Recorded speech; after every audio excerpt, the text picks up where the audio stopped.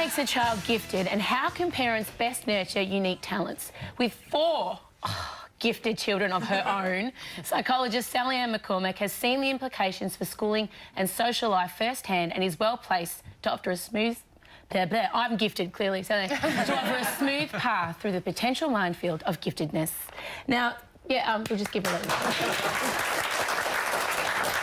How do we define giftedness? Well, that's really tricky because there is no universal definition of giftedness. It's really... It's defined in so many different places in different ways, and often that's the problem actually when you're talking to schools or when you're talking to parents, because no one actually sees it in the same way. You know, it's really unclear. So we're talking chalk and cheese. The expectation that I have personally is that a gifted child is somebody with exceptional talents in something. Would that be correct? Well, I actually don't define it that way. There is gifted and talented students or children. In my view, a gifted child is someone who has asynchronous development. Asynchronous meaning just uneven development in different areas, and usually in a cognitive area, so the thinking, academic area. Talented, in my view, is someone who is exceptional at things like sport and creativity, and they've actually lived up to their potential in some ways. They're expressing their talent. So it's a really, it's a murky area. You've got four gifted kids, so what makes your kids so hot? Well, and I would actually argue that they aren't really. What is it that... Don't tell them that. Give us the specifics of your kids as examples. All right, so with my children, they have had cognitive assessment, so that's the IQ testing, and they were found to be in a high range on that type of assessment. Along with that, and this is something interesting for gifted children, and I can talk for hours about this, things like they need less sleep often than other children, which is really a challenge for parents. So gifted is actually a real... you're all laughing here. Yeah, but we don't want one anymore. It's such a misnomer because really it's not necessarily a great thing. The word gifted implies that it's elite and that it's, you know, fantastic and wonderful, but in fact it can often be difficult. And one of the things I was just discussing with one of the producers before was that I actually grew up... I'm gifted, I'm a member of Mensa, but do you at get a T-shirt?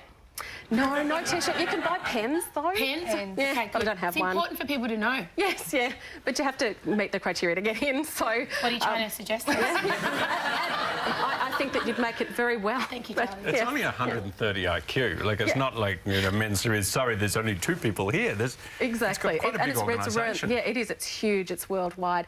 But one of the things that I guess with giftedness is growing up gifted. At school, I was assessed and was told that I had a high IQ. And all that meant in my reports was every single report said she's not living up to her potential. And so I thought that was a real negative for me. They didn't use the word gifted, but it was real negative for me. I guess part of the reason we wanted to have you here, Sally-Anne, was to talk about if you do have gifted children, how to nurture it and how to support those kids. Yeah, and so some of the things that we do is, for a start, let them self-direct.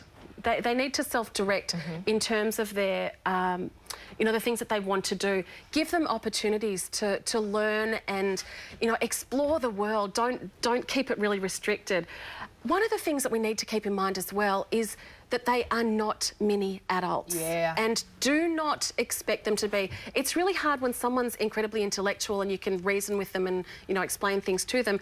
But in the same breath, we actually then expect them to understand adult concepts, and that's way beyond them. And so one of the things, so again, a definition for me in terms of giftedness is that the neurons fire quite quickly. So it's neuronal, it's not, you know, a fantastic thing. It's neither good nor bad. Did you ever find that it led to social isolation for you? Like, how did you get on with the other kids at school? Yeah, there's a lot of dumbing down. There's some research that suggests between 33% and 50% of children dumb down. I failed 2 subjects in year 12.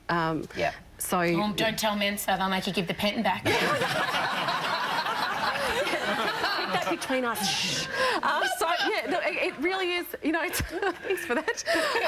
Yeah, don't tell anyone. It's such an interesting area that we don't actually, you know, really understand a lot about our gifted children and how best to help them to live their potential. And one of the things I was saying before is that I actually grew up feeling really dumb.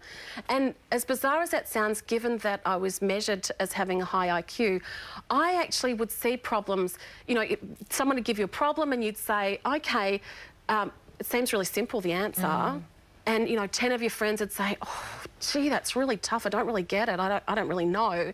And so I would think of myself as being really dumb because how come I can't see how difficult it is and they are? And so our children do that too. So in terms of parenting these children, if they tell you that they will often tell you that they're feeling really dumb, they're really stupid. The parents that come and see me in my office are often saying, you know, yes, okay, I can see that they're gifted because they've been assessed as gifted, but I don't know where it came from. Doesn't mean it all slots into place, does it, with the education system? Would you please thank our guest today, Sally-Anne McCormack. We're going to be back for lunch with Flip Shelton after this short break, and you can find out more about anything we've talked about on the Circle website. We'll be back in a sec.